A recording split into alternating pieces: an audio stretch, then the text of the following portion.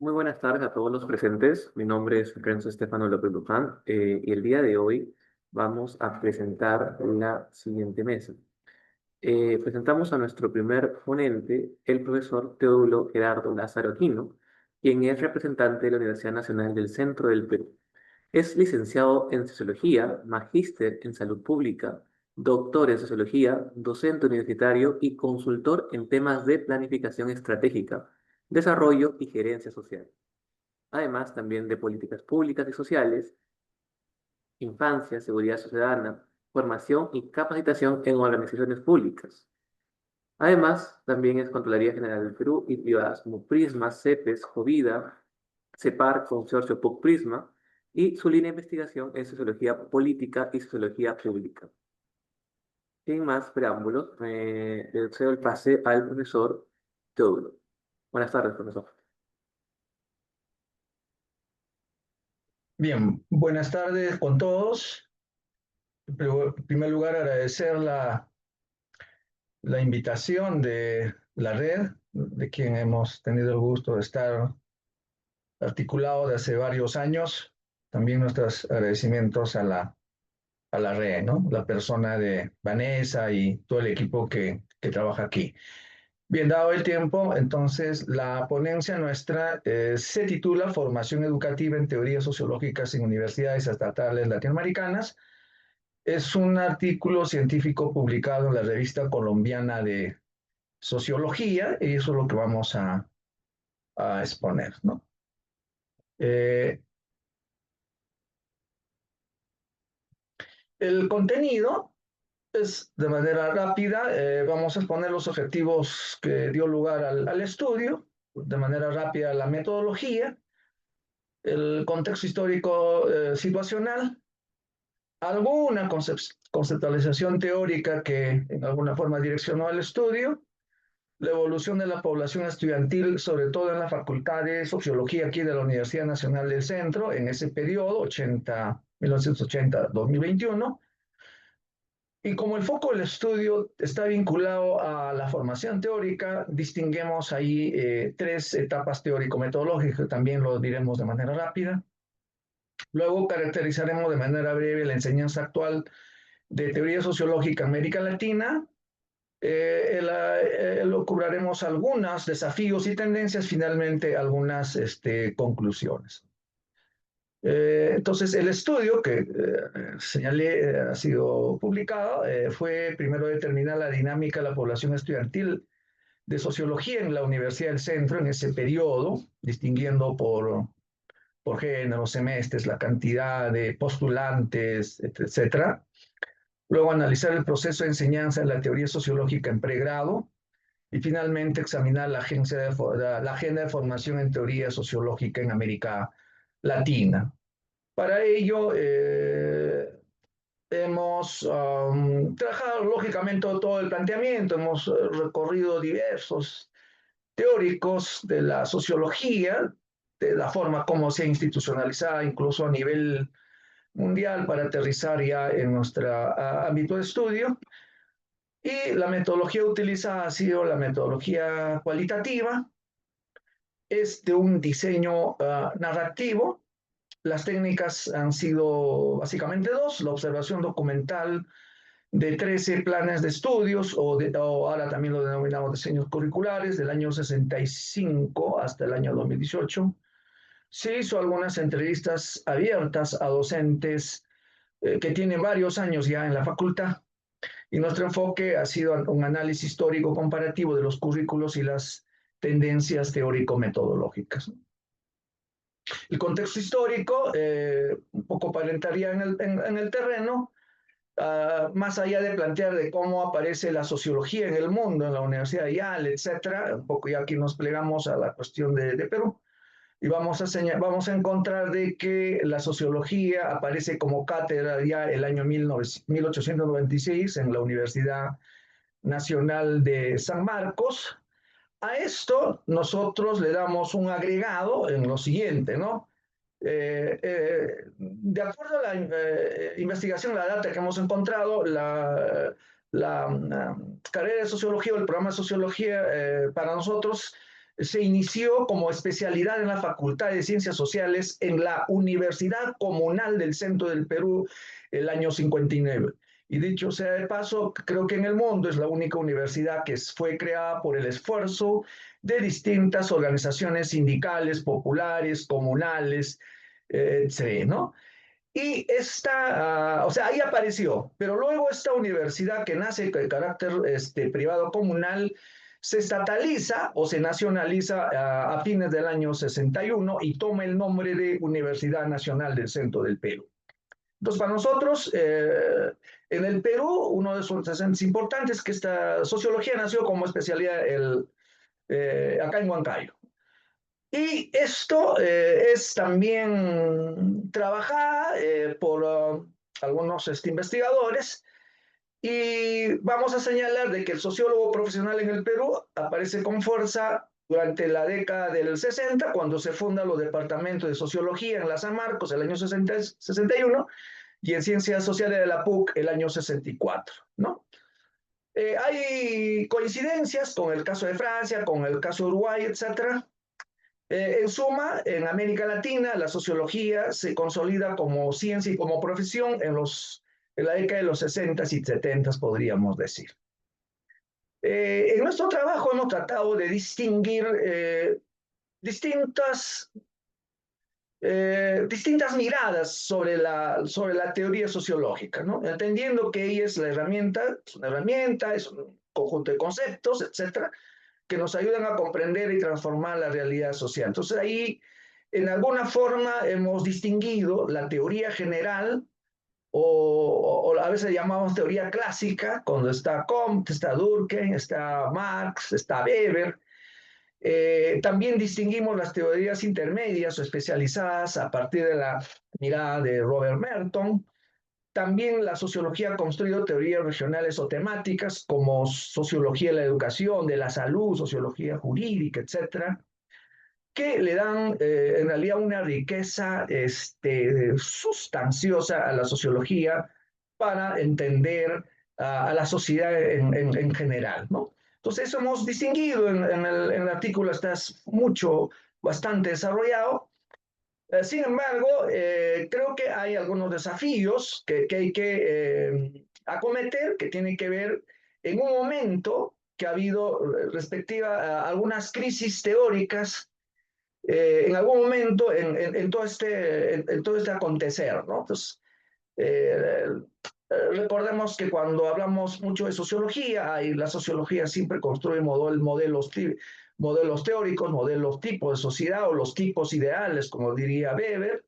Entonces hemos tenido una serie también de crisis.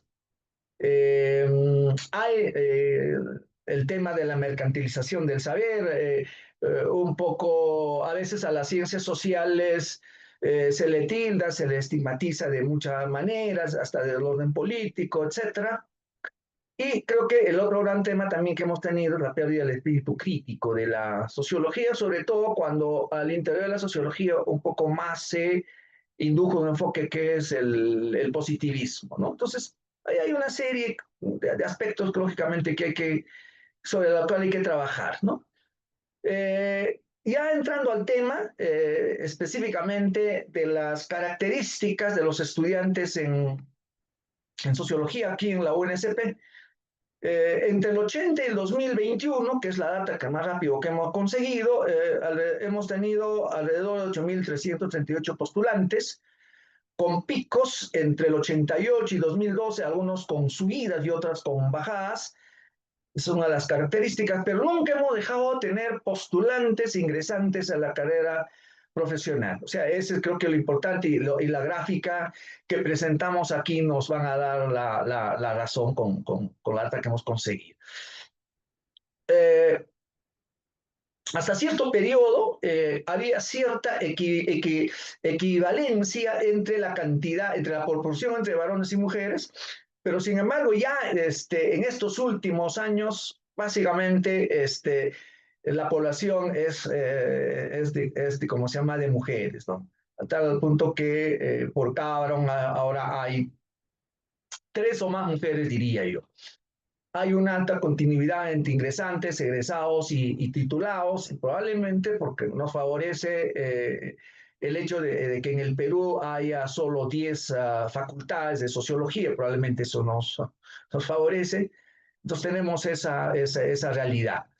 Y en algún momento, algunos contextos de digamos, de disminución de cantidad de postulantes en el periodo de la violencia política, pero que no afectó mayormente y luego se ha estabilizado, ¿no? Entonces yo creo que son algunas cosas interesantes que aquí lo estamos mencionando, ¿no? Como acá vemos en la gráfica, hay momentos en que los postulantes han sido mucho más, ¿no? Como están lo que estamos viendo, pero como repito, siempre hemos tenido una cantidad aceptable de postulantes como presentamos en la gráfica. Eso es importante. Desde el punto de vista ya de la formación teórica, revisando los 13 planes de estudios, entonces distinguimos que entre el año 65 al 70 el enfoque estructural fue más de tipo estructural, funcionalista y sistémico, ¿no? Y de hecho ahí en ese momento estamos con la teoría de desarrollo, etcétera, para América Latina. Se trabaja mucho con las comunidades en ese momento y es interesante.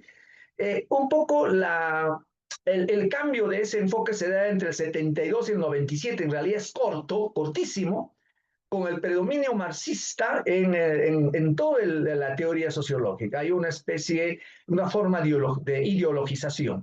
Pero luego esto ya es reemplazada con mayor fuerza del año 85 hacia adelante, donde ya se da un enfoque plural de competencias, el enfoque a distintas teorías sociológicas, tanto clásicas, contemporáneas, temáticas especializadas, como señalamos. De manera que esto es lo que nosotros encontramos. A veces vemos mucha estigmatización, pero cuando uno analiza en realidad digamos, los documentos adecuados, nos vamos a dar cuenta de que muchas estigmatizaciones no tienen fundamento, no hay base, ¿no? Entonces, eso es lo que podemos ver. Respecto ya a la enseñanza, viendo un poco el tiempo, viendo la enseñanza actual en América Latina, hay una centralidad de los clásicos, eso hemos encontrado en distintos estudios ya para América Latina, en distintas universidades estatales. Hay bastante predominancia de Marx, Durkheim, Weber. Hay apertura, sin embargo, a enfoques contemporáneos como teóricos como Bauman, Bourdieu, Giddens, Foucault y otros más. Y si quisiéramos en alguna forma distinguir algunos enfoques según país, en Uruguay hay más matrices institucionalistas, tecnocráticas, especializaciones, un poco lo que a veces denominamos la sociología, la intervención o la sociología aplicada. En Colombia, si bien hay una centralidad en los clásicos, ellos tratan digamos, de elaborar teorías un poco propias, internas. En Brasil es un poco integrar las teorías clásicas con las teorías locales, eso hemos ido encontrando. En el caso nuestro, acá en la Universidad del Centro, hablamos de cómo elaborar teorías sociológicas y recordando a un colega que acaba de fallecer por causas propios. Entonces hay todo, creo que un espíritu un poco de renovación en la teoría sociológica. En cuanto a los desafíos y tendencias, sin embargo, las entrevistas, etcétera, nos dicen que hay que superar el academicismo libresco, hay que conectar más la teoría y la práctica social, hay que impulsar la investigación formativa y crítica, y hay que promover diálogo entre teoría, metodología, y además hacer análisis mucho más contextuales. Como a manera de conclusión, podríamos decir que la enseñanza de la teoría sociológica en América Latina, especialmente aquí en el caso de la UNSP, mantiene la vigencia de los clásicos, pero necesita su contextualización. Se está dando la formación plural y crítica que se consolida como una tendencia dominante. Eso es importante señalar. Y finalmente, la sociología siempre debe ser reflexiva, crítica y comprometida con la transformación y el cambio social, ¿no? Entonces, ese es de manera resumida el estudio que hemos presentado. Esta es la principal referencia y gracias por su atención. Perfecto, muchas gracias, profesor Teodulo. Igualmente recordar a los participantes que si hubiera alguna consulta la pueden ir digitalizando en el chat del Zoom y al final los ponentes del día de hoy van a contestar todas las interrogantes escritas en este chat. Listo. Entonces vamos a dar pase a nuestro segundo ponente. Es el profesor Jorge Finchuña Hualpa de la Universidad Nacional de Moquegua. Es doctor en contabilidad, magíster en contabilidad auditoría, contador público, doctor en ciencias de la educación, es maestro en investigación científica e innovación y además también es asesor y jurado de tesis de pregrado y también de posgrado. Además cuenta con una amplia y sólida experiencia profesional y también es docente de la Universidad Nacional de Moquegua. Profesor Jorge, un gusto saludarlo. Adelante, tiene 15 minutos para continuar con su ponencia.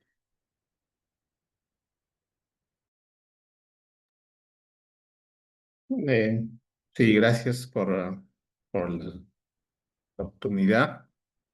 Eh, Voy a empezar a presentar un trabajo de investigación. Este trabajo de investigación también ya cuenta publicado en un artículo científico en Cuartil 3 en la Universidad de Zulia, en Venezuela, ¿no? Entonces, este trabajo trata de tres variables.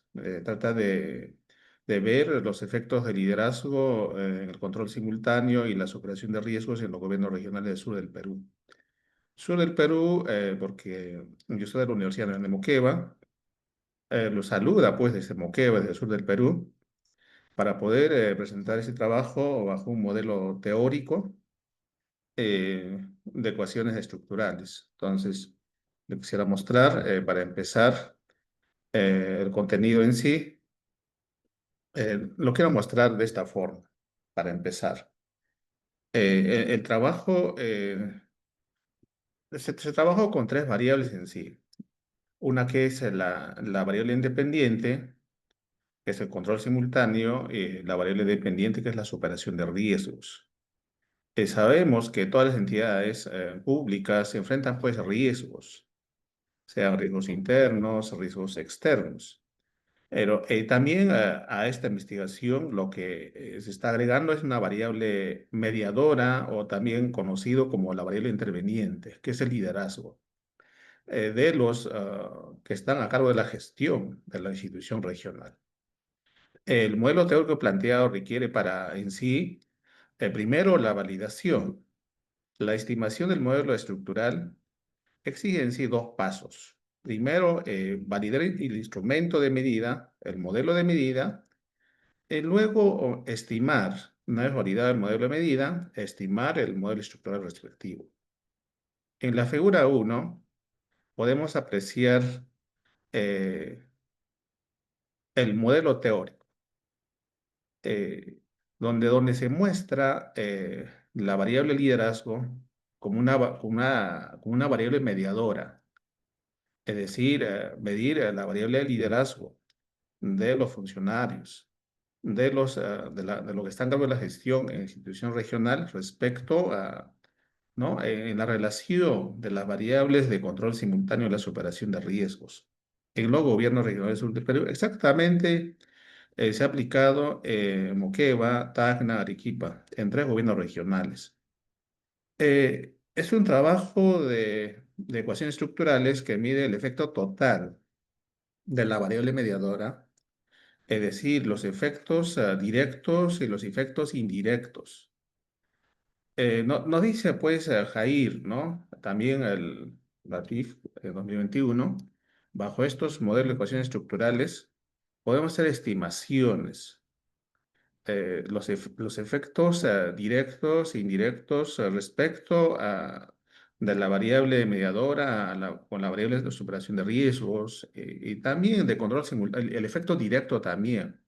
Es lo que vamos a mostrar. Entonces, para ello, este trabajo, obviamente, al ser un trabajo de investigación, empieza con preguntas, con objetivos, con hipótesis, la metodología desarrollada, luego los resultados, luego las conclusiones. Es lo que voy a presentar de manera resumida. Eh, el artículo está en la red, podría un poco leerse más ampliado. Entonces, las preguntas normal se formula como una pregunta de investigación. Cuando trabajamos con dos variables, ¿no? Muy similar, lanzamos igual. Con una pregunta general, en este caso trata de medir los efectos de liderazgo como la variable mediadora entre el control simultáneo y la superación de riesgos. ¿Cuáles son los efectos? Es lo que se va a medir en los tres gobiernos regionales del sur del Perú. Y luego, las específicas, ¿cuál es la relación entre la variable dependiente y la variable independiente? Los efectos de control simultáneo y la superación de riesgos. La segunda pregunta específica, ¿cuál es la relación de control simultáneo con el liderazgo en los gobiernos regionales? Y la tercera pregunta, ¿cuál es la relación de efectos de liderazgo, es decir, la variable mediadora, con la superación de riesgos en los gobiernos regionales? Como sabemos, las preguntas también tienen que tener objetivos, las hipótesis. Entonces, el objetivo general de este trabajo de investigación fue determinar los efectos de liderazgo como la variable mediadora entre el control simultáneo y la superación de riesgos en los gobiernos regionales sobre el Perú, Queva, Tacna, Arequipa. En los objetivos específicos, al estar concatenado con las preguntas, las hipótesis específicas, igual debo formularlas con verbo, ¿no? En este caso, establecer la relación de control simultáneo y la superación de riesgos. Establecer la relación de control simultáneo con liderazgo. Establecer la relación de efectos de liderazgo con la superación de riesgos. Entonces, se han formulado las hipótesis para este trabajo de investigación. El liderazgo tiene efectos como variable mediadora entre el control simultáneo y la superación de riesgos en los gobiernos regionales del Perú, Moquegua, Tacna, Arequipa, en 2024. Las hipótesis específicas: ¿existe relación entre el control simultáneo y la superación de riesgos en los gobiernos regionales sur del Perú? ¿Existe relación entre el control simultáneo y liderazgo en los gobiernos regionales sur del Perú? ¿Existe relación entre el liderazgo y la superación de riesgos? Con objeto de establecer, medir los efectos directos y los efectos indirectos, en este caso. Entonces, la metodología del trabajo responde pues a una investigación básica, ¿no? De causal explicativo. Es una investigación de diseño no experimental, obviamente transversal, porque la información ha sido recopilada en un solo momento mediante instrumento el cuestionario. Se han aplicado 3 cuestionarios de encuesta a nivel de los gobiernos regionales. Eh, el modelo teórico planteado, al trabajarse con una variable mediadora, en este caso, la variable mediadora de liderazgo, el liderazgo transformacional y el liderazgo transaccional. Normal lo establecemos aquí con sus dimensiones, con sus indicadores, solo que codificamos en sí los indicadores para poder trabajar la parte de PLS, el modelo teórico estructural con CEN-PLS. Entonces, aquí el liderazgo, por ejemplo, lo que es la dimensión transformacional, lo que es la dimensión transaccional, tiene pues sus indicadores, de la número 9 hasta 12, por ejemplo, la transaccional. El control simultáneo igual. Las teorías de control simultáneo de la Contraloría General, de control concurrente, de visita de control, orientación de oficio, al ser de profesión contador público, eh, es lo que generalmente se maneja en casos de sistema de control.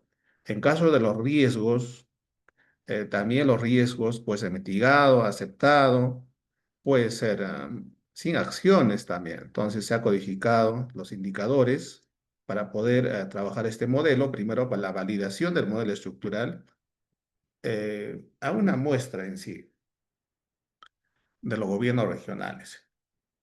El modelo estructural con efecto mediador de liderazgo entre control simultáneo de superación de riesgos, los indicadores para poder trabajar la parte estadística respecto a la validación del modelo de medida, se codifica asignando algunos valores, aquí, los indicadores, por ejemplo, control simultáneo, aquí, ¿no? Las iniciales, pues, de las dimensiones de los indicadores. Servicio de control simultáneo concurrente. Servicio de control simultáneo visita de control. Servicio de control simultáneo orientación de oficio. Se ha codificado de la 13 hasta 21. Del liderazgo transformacional número 1 hasta liderazgo transformacional número 8. Liderazgo transaccional de la número 9 hasta la número 12. Respecto a la superación de riesgos, lo que son riesgos mitigados, los riesgos aceptados, los riesgos sin acciones también. Entonces, este es un modelo de medida, ¿no? Se tomó en cuenta una variable independiente, que es el control simultáneo, ¿no? También una variable dependiente, que es la superación de riesgos, y una variable mediadora, que viene a ser liderazgo. Eh, entonces, el primer paso, la validación del modelo de medida. Obviamente aquí se ingresó a una data para la validación del modelo teórico. Se ha trabajado con Smart PLS. Entonces los datos, acá aparecen 230, ¿no? Los datos de la muestra. Este fue, por ejemplo, la validación del modelo a medida, lo que nos arroja la data del Smart PLS. Lo siguiente. Respecto a la fiabilidad compuesta, la varianza extraída es mayor, tiene que ser lo importante que dice mayor a superior a 0.5. ¿Quién lo dice, por ejemplo? La consistencia interna de la fiabilidad, el alfa Cron vaya de ser superior a 0.70. Igual trabajamos en las tesis correlacionales, ¿no? La fiabilidad compuesta debería ser superior a mayor a 0.70. Cumple aquí en estos índices que se presenta aquí. La validez convergente, la varianza extraída, promedio, se recomiendan que sea superior a 0.5. Según Fornell-Lacker, también se decide que las cargas factoriales sean significativamente superiores a 0.5 de cada indicador que se ha presentado en la diapositiva anterior. Entonces, en este caso, cumple, por ejemplo, el alfa de Cronbach, todos son superiores a cerca mayor a 0.9, la fiable compuesta supera 0.70, la varianza extraída supera en las tres variables 0.50. En lo que es la variable mediadora, que es liderazgo, 0.578, ¿no? El más bajo, pero supera 0.5. Entonces, podemos afirmar que los instrumentos diseñados son confiables y válidos para su aplicación a la población de estudio. Según la validación en la confiabilidad, según el modelo, el primer paso. Entonces, cumple. Y luego, este trabajo, además, también indicar se ha trabajado en las tres entidades regionales. Estos datos se ha tomado la información real según su cuadro de asignación personal de cada entidad regional. Estimado Bajo profesor, una disculpe. muestra, ¿no? Aplicado a un enfoque cuantitativo Estimado profesor, eh, disculpe que lo interrumpa. Le hago presente que le quedan 2 minutos para terminar con de su ponencia. 230. Por favor. Entonces, los instrumentos para poder así un poco avanzar son tres instrumentos: los procedimientos de análisis de datos, la presentación de resultados, ¿no? Resultados descriptivos, resultados inferenciales, bajo modelo de ecuaciones estructurales. Los procedimientos en PLS, en Smart PLS, los resultados es lo que más interesa. Respecto al modelo de medida, en todos los aspectos cumple para ser afirmado de que el modelo de medida es válido dado que supera estadísticamente en la fiabilidad compuesta, en alfa de Cronbach, en la varianza extraída, supera los índices superiores que indican los autores, ¿no? Estas son las cargas factoriales, importante. Las cargas factoriales de cada indicador, para que este modelo de medida sea aceptado, sea considerado válido, tiene que ser superior a 0.7. En todos los indicadores supera, según el reporte de Smart PLS. En la contrastación de la hipótesis, aquí se miden los efectos directos, efectos indirectos. Por ejemplo, de la hipótesis general, podemos indicar, ¿no?, de que el control simultáneo, liderazgo, superación de riesgo, donde la beta es 0.41, eso significa de que, ¿no?, de que las acciones de liderazgo de las autoridades y funcionarios de mayor nivel es muy débil en los gobiernos regionales. O sea, los cambios que aporta a las relaciones directas es mínima. Por esa razón, vamos a concluir diciendo lo siguiente. Las deficiencias en el control simultáneo y poca reacción a los riesgos se explican por el mínimo aporte de las acciones de liderazgo de las autoridades y funcionarios a mayor nivel. Es decir, los cambios que se aportan es mínima, 4.10%. La situación revela la necesidad de fortalecer el papel de liderazgo para mejorar la efectividad de control simultáneo y la gestión de riesgos. También respecto a los objetivos específicos, podemos concluir, existe una relación directa positiva entre control simultáneo de riesgos y gobiernos regionales, que indica que este efecto es débil, a pesar de que el control simultáneo contribuye significativamente, de manera positiva a la superación de riesgos, su impacto es limitado. También se confirma que la relación directa entre liderazgo, superación, riesgo tiene un efecto débil. Aunque el liderazgo contribuye a la superación de riesgo de gobiernos regionales, su impacto es limitado. Entonces, de manera general, la conclusión es que fortalecer el papel de liderazgo con que asumen, ¿no?, las autoridades, los funcionarios en las entidades regionales, en este caso, gobiernos regionales del sur del Perú. Esa sería la presentación. Gracias, Macien, por la atención. Listo, muchas gracias por la ponencia el día de hoy. Para continuar con esta mesa de investigadores número 7 de Ciencias Sociales, ahora es turno de la profesora Laura Rosa Nidin Vargas de la Universidad Nacional Santiago Antúnez de Mayolo. Y la profesora Laura es doctora en educación por la Universidad Nacional Federico Villarreal y además es magíster en políticas sociales con mención en gerencia de proyectos y programas sociales por la Universidad Nacional Santiago Antúnez de Mayolo. Además, también cuenta con estudios concluidos de maestría en planificación educativa por la Pontificia Universidad Católica del Perú y es licenciada en educación con especialización en historia y filosofía por la Universidad Nacional de Educación Enrique Guzmán y Valle, La Cantuta. Para nosotros es un placer tener el día de hoy, doctora Laura. Sin más, le doy pase y cuenta con 15 minutos para su ponencia.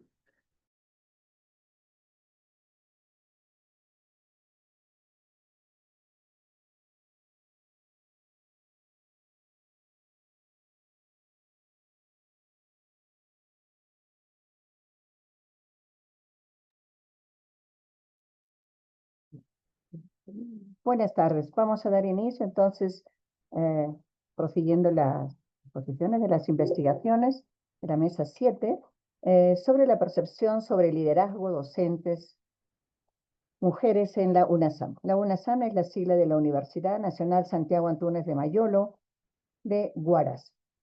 Bien, tenemos para presentar esta ponencia una contextualización del entorno en la que desarrollamos la presente investigación.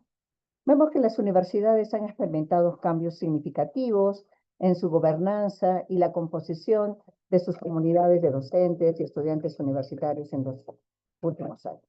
Las instancias de cambio para este desarrollo de la sociedad se han visto insertadas con reivindicaciones de prácticas de libertad, democracia, pero sobre todo derechos civiles de la mujer. La participación de la mujer ha crecido a niveles bastante, algunas sorprendentes, a nivel de estudiantes como docentes, pero no tanto como quisiéramos, ¿no? Tal como lo refiere Vaquero. La participación en las relaciones laborales universitarias, la equidad, ya sea ante la ley, el trato o las oportunidades, es lo que nosotros tratamos de visibilizar en este trabajo. El rol y el liderazgo de la mujer en los cargos directivos aún están limitados a pesar del ingreso a la docencia. O sea, no basta que ingresemos a la docencia, pero en este proceso tenemos una serie de limitaciones para acceder a muchos cargos que vamos a ver más adelante. El objetivo del trabajo fue analizar la percepción sobre la participación de las docentes mujeres en la gobernanza universitaria. El método que nosotros utilizamos fue de este enfoque cualitativo. Se realizó un estudio descriptivo de corte transversal, debido a que se orientó principalmente a analizar las condiciones de acceso de las docentes mujeres a los espacios de la gobernanza universitaria. Se consideraron instancias de gobierno como la alta dirección y el órgano intermedio. Se empleó dos técnicas, la entrevista y el análisis documental. La entrevista a profundidad a través de una guía de entrevista, y la muestra fue de 34 docentes mujeres en atención proporcional a las diversas facultades en términos de áreas de ciencias sociales y humanidades que concentran mayormente más mujeres, y las facultades de ciencias e ingeniería que concentran menos mujeres, ¿no? El análisis documental comprendió el acopio y el procesamiento de documentos de las diferentes instancias administrativas de la universidad. Los resultados de la investigación se organizaron en tres ejes principales. La presencia de las docentes mujeres en la docencia universitaria fue la primera, la participación de las docentes mujeres en la gobernanza universitaria y la percepción de las docentes sobre su liderazgo y el gobierno universitario. Cabe indicar que la participación de las docentes mujeres en la gobernanza universitaria en los diferentes niveles de gobierno, tanto como en la toma de decisiones, han sido mínimas y de verdad marcadamente diferentes. Las perspectivas de las docentes mujeres sobre el liderazgo y el gobierno universitario marcan una creciente conciencia de ellas, de las mujeres, en la que enfatizan sus capacidades y preparación para asumir cargos directivos y cargos de responsabilidad con compromiso. La primera, en los resultados que queremos visibilizar, es la presencia de las docentes mujeres en la docencia universitaria. La UNASAM fue fundada en 1979, ya casi cerca de 50 años por cumplir la universidad. Cuenta con 546 docentes nombrados, y estos datos de la Oficina de Recursos Humanos, y estudiantes de pregrado, 676.870, con datos de la Dirección General de Estudios, y 840 estudiantes a nivel de posgrado, de maestrías y doctorado. Cuenta con 12 facultades y 26 carreras profesionales. La universidad está licenciada, casi todas las carreras de ingenierías han sido ya licenciadas o acreditadas, perdón, y las carreras de ciencias sociales y humanidades están en ese proceso. La participación de las mujeres en la docencia. Queremos enfatizar aquí que en las primeras décadas la universidad la universidad se fundó con 5 carreras profesionales y respondió a un modelo tradicional masculinizado, porque las carreras que se generaron, se gestaron, fueran carreras eminentemente de ingeniería. Por tanto, los que accedían eran mayormente varones. Con el crecimiento de la UNASAM y el crecimiento de nuevas carreras profesionales, como ciencias médicas, educación, derecho, administración, turismo, contabilidad, economía, se ha visibilizado ya la mayor cantidad de mujeres que acceden a la docencia universitaria. La incorporación de docentes mujeres ha obedecido a los cambios paulatinos de los roles de género que se van dando en la sociedad y a la creciente participación de las mujeres en el espacio de la educación superior. La segunda parte que queremos enfatizar en los resultados es la participación de las mujeres en la gobernanza universitaria, transformaciones y persistencias. A lo largo casi de medio siglo, 46 años de funcionamiento institucional, la participación de las mujeres en el espacio de la toma de decisiones ha sido mínima y desigual. ¿Por qué? Porque en la universidad hay 3 niveles de gobierno. Una de la alta dirección, en la que están el rector, los vicerrectores; la alta gerencia, que está con básicamente los cargos administrativos que hoy lo gerencian básicamente el personal administrativo, no docente, y los cargos intermedios que son la base de las facultades, en los cargos de decanos, jefaturas de departamentos y de escuelas. Los cargos de alta dirección y del gobierno intermedio son ocupados por docentes, ¿no? Como referíamos, en el ámbito de la alta dirección, ninguna mujer ha accedido hasta ahora a cargos de rectora y tampoco ha postulado como a estos cargos, ¿no? Por muchas causales, seguramente, porque en las mujeres es difícil acceder a, a categorías como principal, que requieren una serie de requisitos, y por su doble función y tarea entre el trabajo universitario y la vida casa-hogar, pues limitan un poco sus aspiraciones de lograr altos grados académicos que le permitan acceder a estos cargos. A nivel de los vicerrectorados, solo 2 mujeres han logrado ocupar cargos en estos 46 años, uno en la vicerrectoría académica en el año del 96 al 2000 y otra como vicerrectoría en investigación del 2021 al 2025. A nivel del gobierno de las facultades, en los cargos de decano, directores, departamentos y de la escuela, podemos decir que solo 8 mujeres han ocupado el cargo de decanas y 26 mujeres los cargos entre directoras de departamento y direcciones de escuela.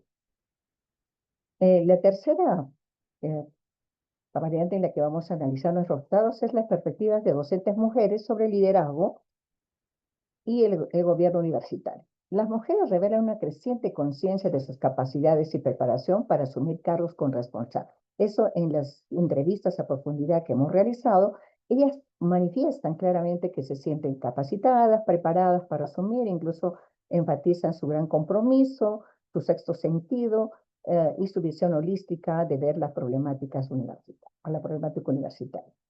La capacidad y preparación para asumir cargos la empatizan también con la capacidad de que tienen para asumir con un don de servicio, ¿no? La promoción de la equidad de género aún no se presenta como una política clara ni prioritaria en la UNASAM. No hay políticas que accedan o que permitan como ejes transversales visibilizar o posibilitar que las mujeres puedan acceder a cargos de gestión. Cuando las mujeres acceden a cargos de gestión, lo hacen con alto compromiso, profesionalismo, demostrando capacidad de liderazgo, sensibilidad institucional y una visión de trabajo que evidencia la necesidad de generar más oportunidades y condiciones equitativas para su realización plena. Eso manifiesta en las entrevistas cuando dicen que las mujeres, por ejemplo, en los cargos de vicerrectoría, de camas, vemos este compromiso, subrayan en las entrevistas, ¿no? La universidad en general no promueve con suficiente firmeza la equidad de género en la gestión. Se dan discursos sobre la igualdad, sobre la equidad de género, pero en la práctica los cargos más altos siguen o están concentrados en los varones, ¿no? Se revelan también una creciente conciencia de las mujeres en sus capacidades y en su preparación para estos cargos, pero sin embargo está muy lejos de posibilitar su acceso a ellos. En esta tercera parte vemos algunos puntos resaltantes que son oportunidades para ocupar cargos. Muchas de ellas señalan que cuentan con las competencias, la experiencia y el compromiso necesario, pero no se les brinda la oportunidad real de participar en condiciones de igualdad. Además, los cargos directivos continúan siendo ocupados primordialmente por varones, ¿no? Esto nos refleja una cultura institucional aún marcada por prácticas tradicionales y de sesgo de género en la que se marcan los cargos de varón, ¿no? La accesibilidad para asumir cargos son pocos desde los cargos a los consejos de facultad, que son ocupadas entre los altos cargos directivos por varones. A veces acceden a algunos cargos de consejos de facultad, pero principalmente los cargos que más se nos atribuyen son de las secretarías o secretaría de consejos de facultad, ¿no? Lo que limita de repente nuestra participación en la toma de decisiones, porque en algunos cargos no tenemos más que voz, pero a veces ni siquiera voz. En la promoción de la equidad de género y participación activa, vemos que aún esta promoción no se presenta como una política prioritaria dentro de la institucionalidad a nivel de la universidad. Cuando las mujeres acceden a cargos de gestión, Ellas manifiestan que ellas lo hacen con alto compromiso, activismo, profesionalismo, demostrando capacidad de liderazgo, un compromiso institucional y una visión transformadora, lo que evidencia la necesidad de generar mayores oportunidades y condiciones equitativas para una participación plena de las mujeres. Ellas refieren que sí, cuando les dan la oportunidad, lo hacen con toda la convicción y todo el compromiso de servicio que tienen en su profesionalismo particular las mujeres, ¿no? La universidad no promueve con suficiente firmeza la equidad de género, si bien se dan estos discursos, pero en la práctica distan mucho de ser real, ¿no? Hay barreras que limitan la participación de las mujeres. Entre ellas hemos detectado en estas entrevistas también que las mujeres, a pesar de contar con formación académica, experiencia y liderar compromiso institucional, enfrentan obstáculos que limitan su participación. Hay factores institucionales, estructuras jerárquicas dominantes históricamente por varones que no permiten a las mujeres acceder a estas oportunidades de gestión en la gobernanza universitaria. Hay una falta de políticas de equidad y de escasa apertura para distribuir el poder. Generalmente se concentran en varones y los mínimos cargos hay que darlos a las mujeres, ¿no? Hay factores familiares que limitan realmente la participación de las mujeres, como la sobrecarga de responsabilidades familiares, como el cuidado de los hijos. En las entrevistas que hacíamos nos decían que pues tienen que asumir el cuidado de sus hijos, que no encuentran quien acompañe este proceso de su crecimiento académico y de su participación en la gestión, y que a veces tienen una carga y una responsabilidad y un sentimiento de culpa cuando no pueden enfrentar estos dos retos de ser una buena madre y de ser una buena académica o una buena gestora en la gobernanza universitaria.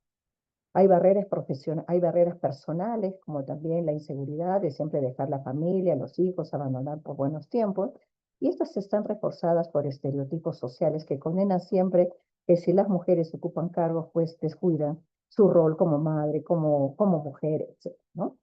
Entonces también observamos que hay un machismo institucionalizado que se manifiesta en actitudes, decisiones y prácticas cotidianas que subestiman la capacidad de las mujeres. Cuando las mujeres salen a exponer, cuando las mujeres ocupan un cargo, siempre los varones están minimizando su rol, criticando la gestión, que no es lo mismo cuando ocupa un varón determinado cargo, ¿no? ¿Cuáles son los retos y posibilidades? Las mujeres quieren tener las mismas oportunidades que sus pares varones para acceder a cargos de gestión, pero encuentran muchas limitaciones en este proceso. Incorporar la equidad de género como un eje transversal de la vida institucional todavía nos cuesta o les cuesta a las mujeres hacer esta incorporación. Establecer cuotas de participación femenina en procesos electorales y ascensos académicos todavía sigue siendo una limitante, dado que no existen estos procesos de ascensos académicos. De repente, de una cuota preferencial en mujeres hay que competir en igualdad de condiciones, pero muchas veces estas están sesgadas por el favoritismo o por las pocas oportunidades universitarias que hay, por el presupuesto, que no hay exigencias al MEF que puedan acceder de mayores plazas presupuestales para principales y asociados, por ejemplo.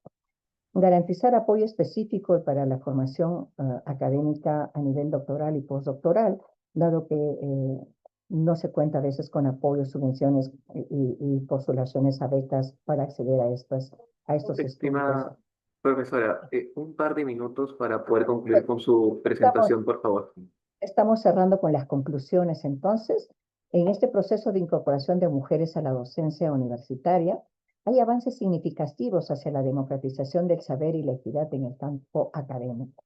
Pero a pesar de los cambios en la universidad, la preparación académica y la voluntad de las mujeres de participación en la gestión universitaria, las docentes mujeres universitarias aún se ven limitadas en este proceso, tanto a nivel de la alta dirección en rectorados, vicerrectorados, y a nivel de intermedio como las decanaturas, ¿no?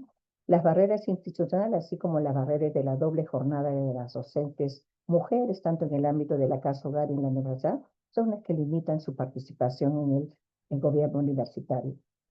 Superar estas barreras requieren de políticas activas de equidad de género que promuevan la formalización, visibilización y promoción del liderazgo femenino en el gobierno universitario, que implica una real toma de decisiones y un cambio de políticas internas que nos permitan acceder a él. Muchas gracias a la RPU por darnos la posibilidad de poder alcanzar nuestras investigaciones y por escucharnos en este ponencia. Muchas gracias. Muchas gracias, estimada profesora Laura, por su participación en el día de hoy. Listo, entonces vamos a culminar con la presentación de esta mesa de investigación de Ciencias Sociales 7 y ahora tenemos al profesor Renato Paredes Venero de la Pontificia Universidad Católica del Perú. Y el profesor Renato es doctor en neurociencias y es especializado sobre todo en neurociencia computacional. Estudió las bases cerebrales de la cognición y el comportamiento en condiciones neurológicas y psiquiátricas mediante la investigación experimental y el modulado computacional. Su principal interés son los procesos de integración multisensorial que subyacen a las alteraciones en la aptopercepción del cuerpo. Actualmente se desempeña como profesor auxiliar en el Departamento de Psicología de la PUC, donde dirige el Laboratorio de Neurociencia Cognitiva Computacional. Y más preámbulos, es para nosotros también un honor tenerlo el día de hoy, estimado profesor Renato. Y adelante con su ponencia, sin antes recordarle que cuenta con 15 minutos para su participación. Excelente. Buenas tardes. Muchas gracias por la invitación a este evento. Gracias a todos los que se han conectado. Eh, bueno, les voy a contar un par de trabajos que he venido haciendo en los últimos años sobre el tema común de la integración multisensorial en la esquizofrenia. ¿Sí? Para eso es importante primero dar algunas definiciones. Primero, bueno, ¿por qué nos interesa la esquizofrenia? Principalmente porque es un cuadro que presenta las alucinaciones. Como dice acá, son las percepciones sensoriales que van a ocurrir sin ningún estímulo externo. Esto se puede manifestar como escuchar voces o incluso ver cosas. Lo más común es lo auditivo, e incluso también puede darse contacto en la piel. ¿Sí? Ahora, eh, estos síntomas que se observan en la esquizofrenia y entre otras razones, nos llevan a pensar si es que la esquizofrenia puede ser un trastorno del yo corporal. Esa es una discusión moderna hoy en día al momento de pensar en el génesis de la enfermedad o cuál es la característica principal de esta enfermedad, ¿no? Sabiendo que tiene múltiples manifestaciones, múltiples síntomas, síntomas positivos, síntomas negativos, síntomas cognitivos. eh, Quizá todo esto puede englobarse porque en concebir el trastorno como un trastorno del yo corporal. ¿Qué quiere decir eso? Que el principal foco de la enfermedad podría ser cómo estos pacientes se perciben a sí mismos o cómo perciben los límites de su cuerpo o su estructura corporal. Y hay una evidencia experimental que sugiere que todos estos síntomas del yo corporal podrían deberse a cuestiones más básicas a nivel de la integración multisensorial, es decir, en cómo los pacientes integran información de los diferentes sentidos, ¿no? Todos percibimos el mundo, pero lo percibimos integrado. Ustedes me están viendo hablar, están viendo a una persona y están escuchando, y atribuyen que la voz se origina dentro de la persona. No es que ven la imagen y escuchan por separado, todo es integrado. Entonces, en ese proceso de integración multisensorial, que es automático, que nuestro cerebro realiza automáticamente, podría haber fallas en la esquizofrenia. Y de todos modos, a pesar de que hay esta idea que es muy entusiasmante, ¿no? A quien nos interesa el tema es fascinante, no hay demasiado comprensión sobre cómo funciona la integración multisensorial principalmente, y sobre todo no hay teorías formales, modelos matemáticos, computacionales que nos permitan comprender a fondo cómo se da este proceso. Entonces, eso es lo que motiva mi trabajo, y la idea es poder explicar, o en todo caso, hacer una propuesta de los mecanismos neuronales que dan origen a la diferencia de procesamiento multisensorial en la esquizofrenia, y si es que podríamos hacer la generalización de que la integración multisensorial puede escalar, explicar las diferencias en la percepción del yo corporal. Para esto voy a utilizar un modelo de redes neuronales, tanto un modelo de redes neuronales de la integración audiovisual como del espacio peripersonal, que ahora les voy a contar qué es. Van a ser neuronas deterministas que van a codificar el espacio alrededor del cuerpo o espacio externo en general. Va a haber, dentro de estos modelos va a haber conectividad recurrente entre cada neurona. Esto se le llama conexiones intramodales que van a seguir el patrón de sombrero mexicano, básicamente excitación cercana e inhibición lejana. Y también vamos a encontrar conexiones de alimentación, retroalimentación y intermodales. Eh, Ahora, ¿qué hacemos con estas redes? La idea es, como son modelos, es, ok, finalmente son como pequeños cerebros, o ni siquiera cerebros, pequeños pedazos de redes neuronales, pequeños circuitos cerebrales, que han de reproducir el comportamiento humano en una tarea bien concreta, ¿no? En este caso, ya les voy a contar qué tarea va a reproducir. Y la idea es que estas redes puedan emular el comportamiento que hace un ser humano en una condición experimental concreta, ¿no? No es todo el comportamiento humano, solo aquello que se mide en un experimento controlado.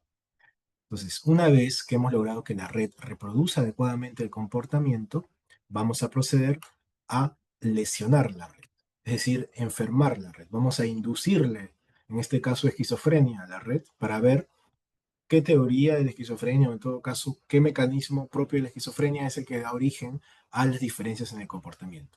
Entonces vamos a tener siempre una red que reproduce el comportamiento en condiciones sanas, digámoslo así, individuos promedio, mientras que vamos a tener una red, un modelo de red que reproduzca esa misma tarea experimental, pero con las diferencias observadas en pacientes con esquizofrenia.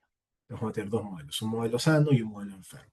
Y este modelo dañado, lesionado, va a poder darnos luces de qué es lo que está fallando en la enfermedad para ese tipo de síntoma observado concretamente. Directamente hablemos ahora del espacio peripersonal. Eh, la definición más simple es el espacio que los rodea. Si ustedes estiran su brazo y lo que cubre alrededor de todo su cuerpo, ese espacio esférico, qué sé yo, va a ser el espacio peripersonal, el espacio al que uno pueda descansar.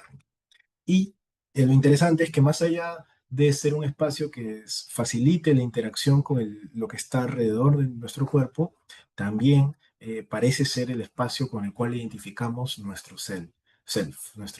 nuestro ser, nuestro yo. ¿No? Estoy usando los sinónimos, no son exactamente lo mismo, ustedes sabrán. Eh, eh, y de hecho se espera que en la esquizofrenia este espacio peripersonal sea distinto, ¿no?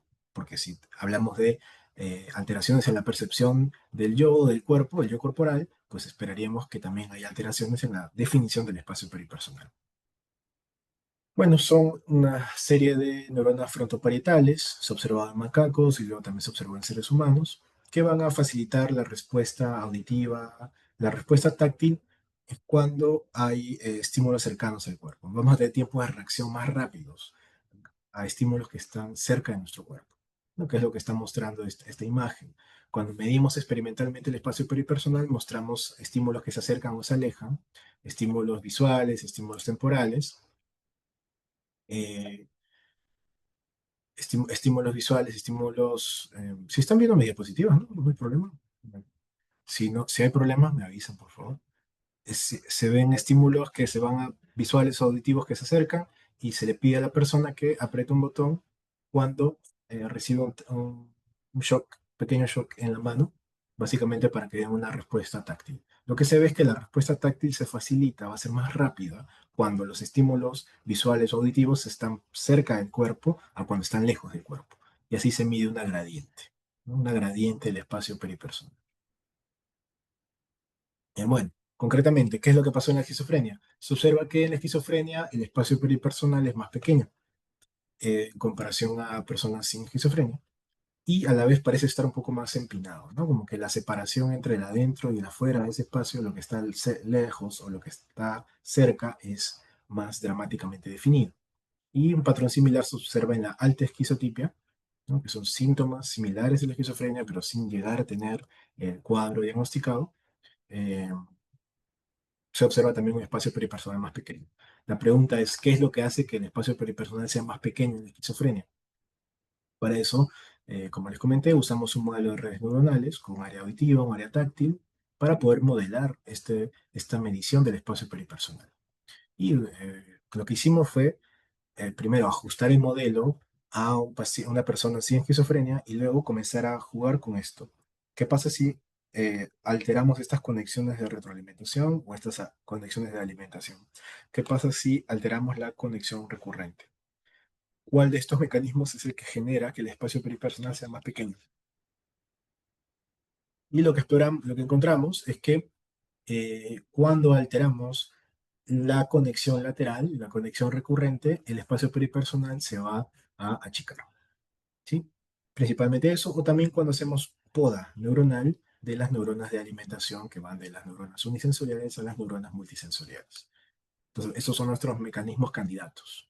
Lo que hicimos fue ajustar el modelo a los datos, ¿no? Un fitting, y encontramos que para reproducir el modelo de esquizofrenia, para poder reproducir, mejor dicho, los datos de la esquizofrenia, necesitamos un modelo que incluya conexión recurrente y eh, poda neuronal.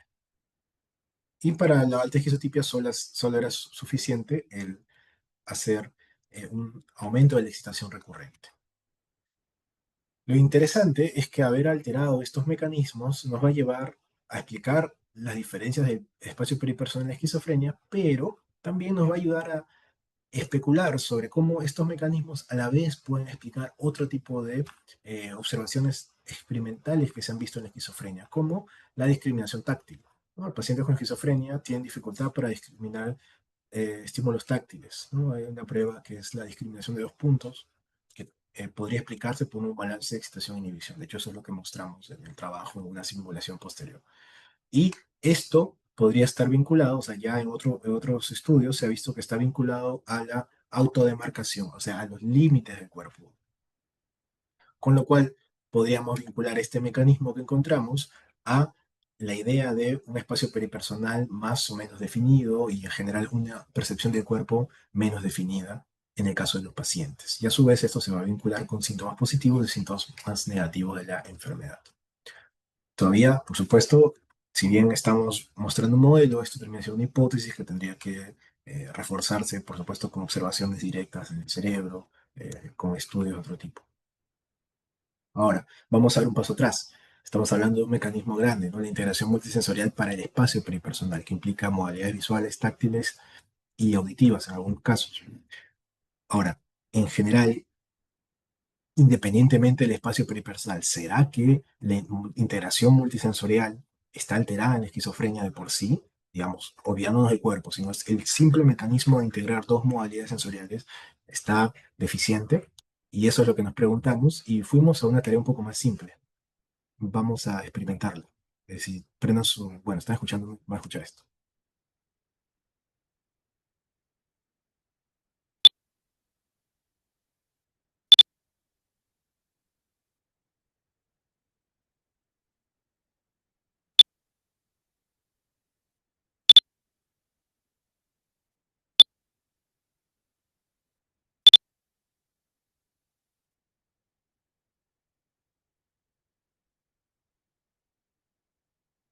¿Sí?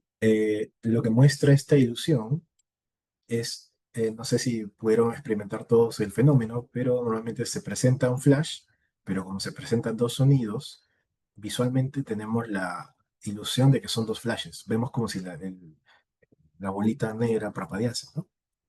No sé si les pasó, espero que, bueno, hayan podido al menos experimentarlo. Esta es una ilusión clásica, desarrollada por Shams, que se llama la ilusión inducida por el sonido, Sound Induced Flash Illusion. Y nos pasa a todos, ¿no? Podemos ser personas con alguna sintomatología psiquiátrica o no, pero vamos a caer en esta ilusión, es normal, por cómo funciona nuestro sistema perceptual. Eh, bueno, pero Juanita ya ha caído en la ilusión. Y en este caso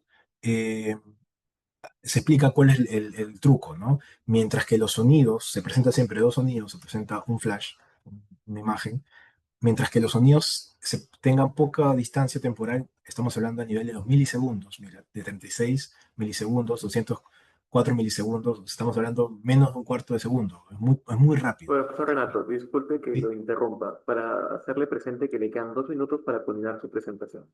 Por supuesto.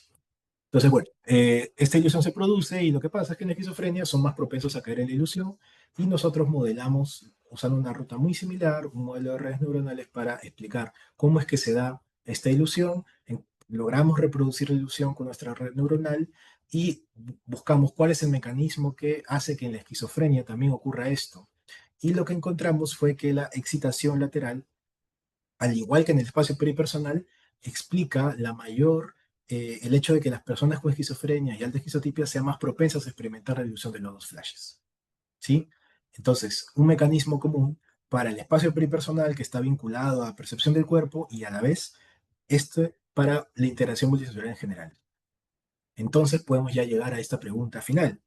El desequilibrio de la excitación e inhibición, o sea, el aumento de la excitación en las redes de integración multisensorial, impulsa diferencias en el yo corporal en esquizofrenia, y eso también se observaba en el autismo, por eso lo puse ahí, pero en general es algo que caracteriza la esquizofrenia, y parece que sí, ¿no? Parece que todo lo que se observa de nivel más bajo como al cuerpo, este mecanismo de excitación, inhibición alterado, o sea, mayor excitación, sería un mecanismo para explicar.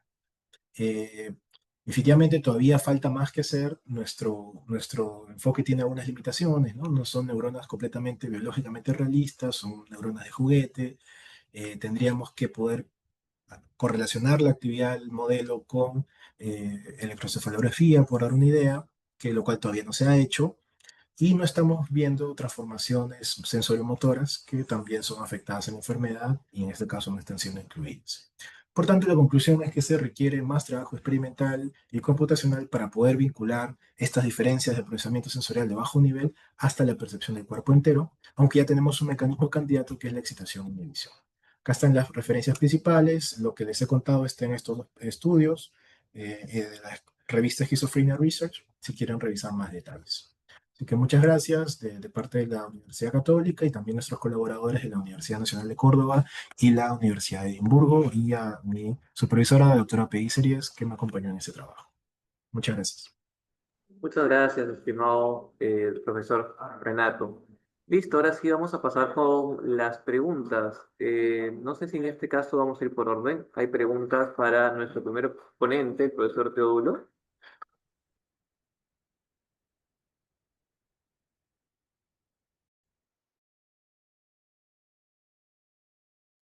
Listo, yo tenía una pregunta, profesor Teodulo, si me permite.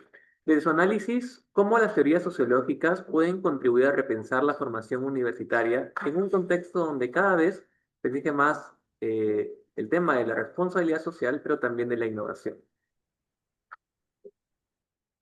A ver, en estos últimos 3 diseños curriculares, especialmente hoy, justamente estamos entrando en ese proceso de incorporar en los nuevos diseños curriculares el enfoque RCO.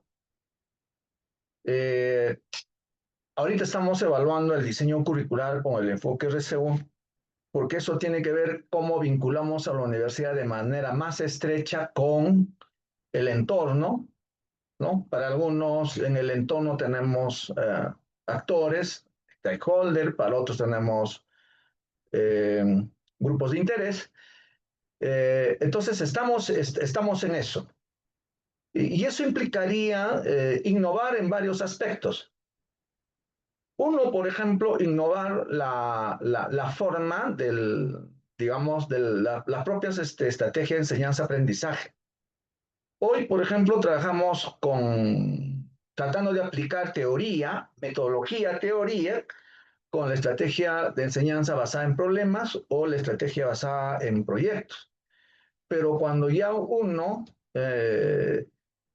trata de innovar la estrategia de enseñanza y aprendizaje, entonces tendríamos que incorporar, y en realidad ese es un duro reto, la enseñanza basada en proyectos sociales, ¿no?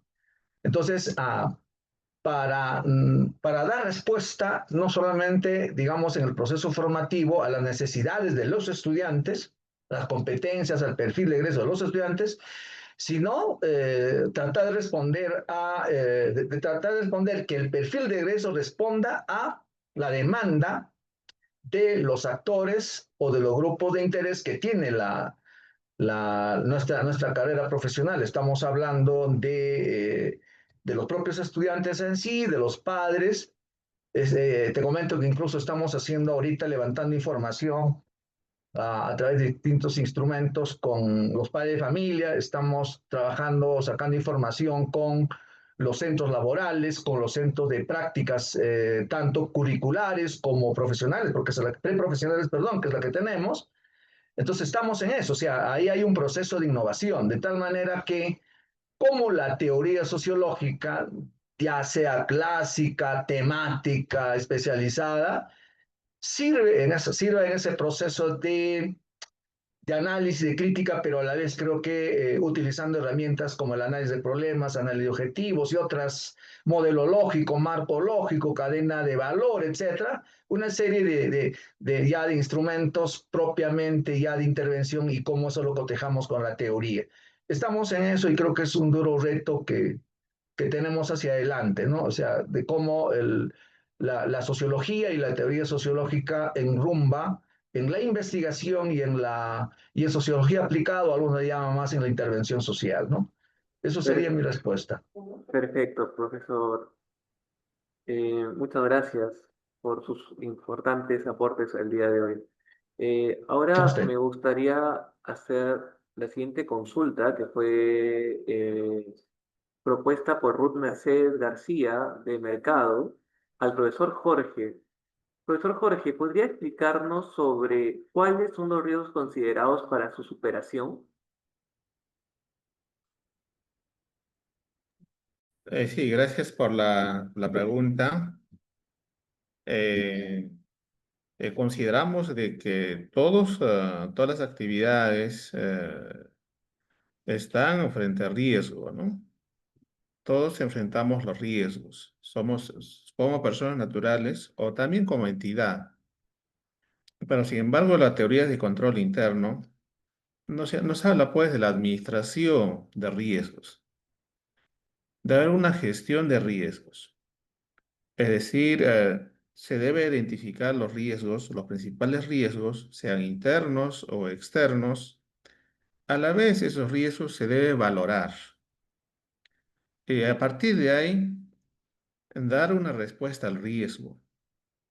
Esa respuesta al riesgo significa mitigar, significa prevenir o significa aceptar algunos riesgos. Los principales riesgos ¿no? que se ha identificado, se ha trabajado como indicadores en esta investigación están los riesgos institucionales, como por ejemplo la alta rotación de los funcionarios de confianza. Eso pues no garantiza, ¿no? Una gestión a largo plazo. Una alta rotación de funcionarios en periodos cortos, eso significa de que tiene que adecuarse a las políticas de la autoridad regional, ¿no? Eso ha sido principal, por ejemplo, riesgos de identificar alta rotación. También los riesgos financieros, por ejemplo, depende de la ejecución presupuestal, también. Generalmente no se logra, pues, en el sector público nacional, la ejecución presupuestal al 100%. También los riesgos, por ejemplo, de actos de corrupción. También se escucha, pues, la falta de transparencia. Son los principales riesgos internos que puede enfrentar una institución regional. Pero, sin embargo, también está considerado la zona sur del Perú, al ser una zona sísmica, también existen riesgos externos que simplemente no se podrían mitigar, ¿no? Pero sí podría establecer unas políticas, los riesgos, por ejemplo, sísmicos, ¿no? Son riesgos externos, ¿no? Que enfrenta, ¿no? Toda la región del sur del Perú, Tacna, ¿no? Moquegua, ¿no? Las dos regiones. Entonces, esos son los principales riesgos al ser también Moquegua, el estar ubicado, una de las dos empresas mineras más importantes, también los riesgos ambientales. Está los riesgos ambientales, está la administración de las políticas ambientales, de alguna manera también participan las entidades regionales. Esos son los principales riesgos que se ha considerado esta investigación, pero sin embargo, aquí solo se ha medido el efecto de liderazgo para, ¿no? respecto al control simultáneo para la superación de riesgos. Hasta ahí se llegó la investigación. Entonces, esos son los principales riesgos que le he mencionado: la alta rotación de funcionarios, ¿no? La mala ejecución presupuestal, los actos de corrupción, ¿no? Entre otros, ¿no? Eh, Perfecto, sí, profesor José. gracias. Listo, muchas gracias a usted. Continuando con las preguntas, yo también tenía una consulta para la profesora Laura. A partir de sus hallazgos, estimada profesora, ¿cómo podría usted mencionar o cómo podrían las universidades, en este caso, fortalecer la participación de mujeres en roles, digamos, de liderazgo, pero vinculados al tema de la investigación y la innovación? Bien, yo quería referir en el marco que hoy día estamos en elecciones en la Universidad Santiago Túnez de Mayolo, eligiendo a un nuevo rector y vicerrectores, precisando de que solamente de las 4 listas hay una sola candidata mujer a una vicerrectoría.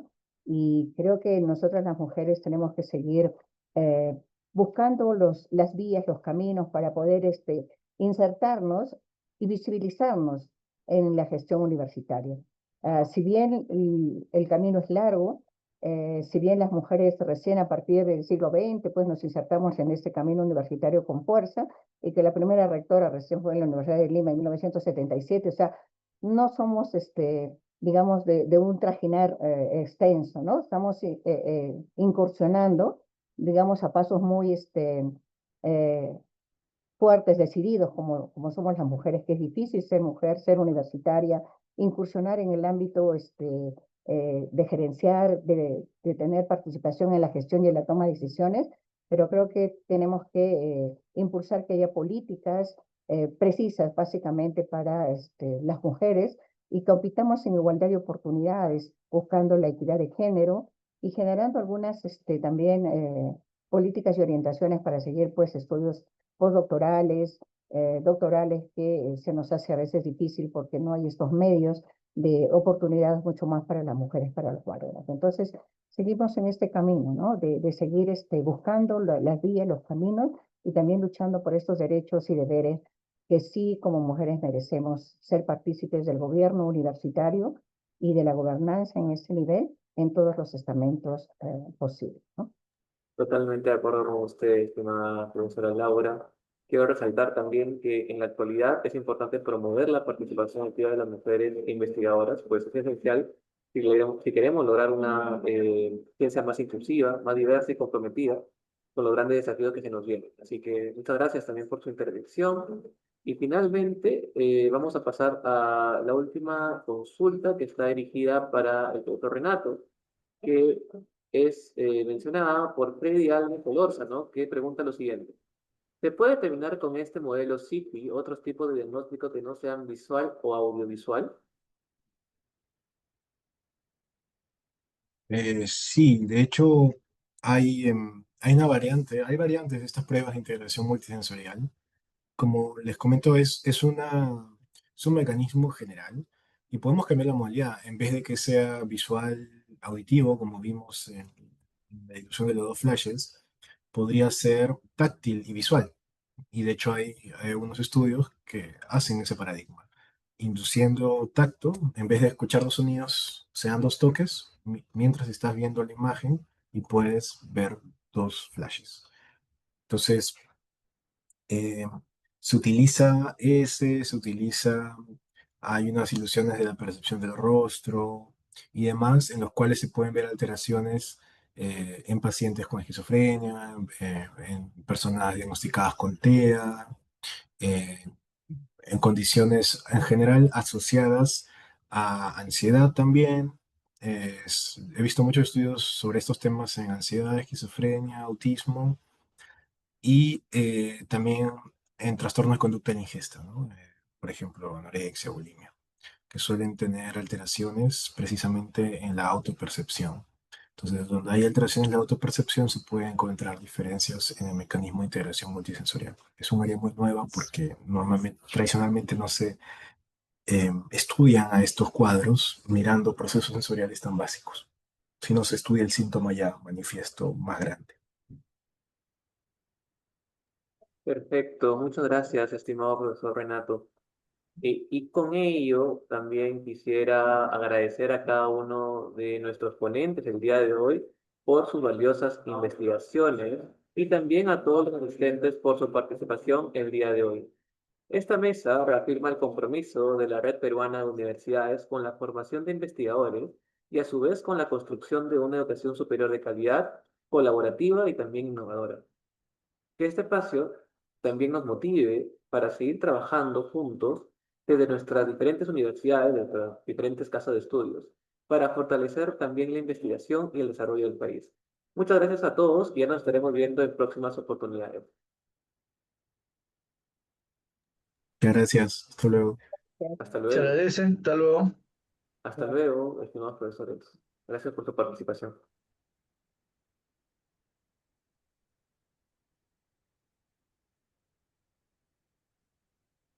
Buenas tardes.